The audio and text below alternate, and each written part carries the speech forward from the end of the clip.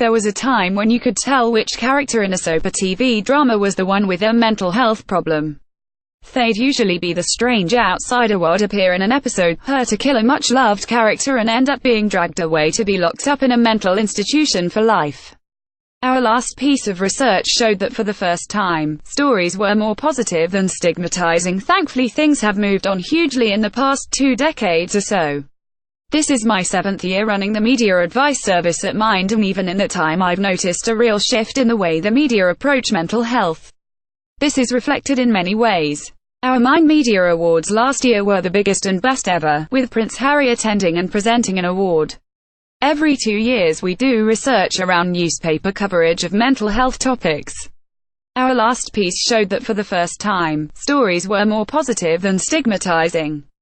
Recently, and this is my personal favorite, we took part in a roundtable at the House of Commons with the cast of Hollyoaks, talking about how a recent storyline on the show has helped young people who are self-harming.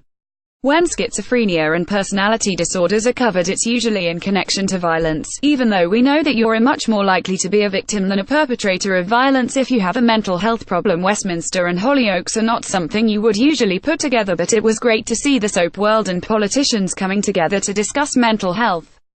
Channel 4 have just signed the Time to Change pledge as a signal of their commitment to mental health both on and off screen. Sympathy for some, but not all. Unfortunately, not all conditions are treated equally in the media.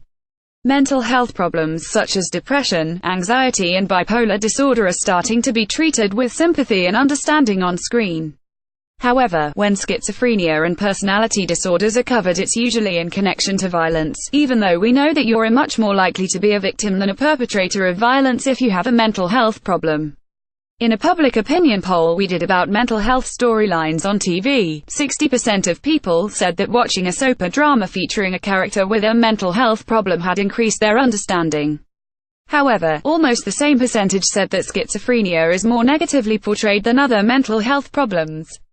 Most broadcasters would never dream of running storylines that were considered racist or homophobic, but the same consideration isn't always made when it comes to the portrayal of mental health problems. This is why, while watching ITV's Girlfriends, I was upset to see a character that ticked so many outdated stereotype boxes. Crazy Carol. Carol is shown to behave obsessively towards men, lie to people including the police, and have grandiose ideas about her singing career. So far so good, but then it's revealed that Carol once had a diagnosis of psychosis and has been an inpatient at a mental institution on not 1 but 2 occasions.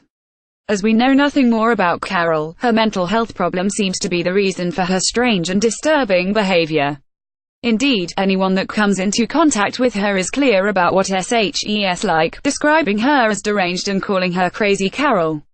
SHE's very much painted as the other are mad, bad and dangerous, both views that have thankfully been stamped out in most areas of drama. I don't think Girlfriends was intended to be stigmatizing, but it's worrying that Carol's story was probably never thought of as a mental health storyline. The episode culminates in Carol letting herself into one of the main characters' homes, brandishing a knife.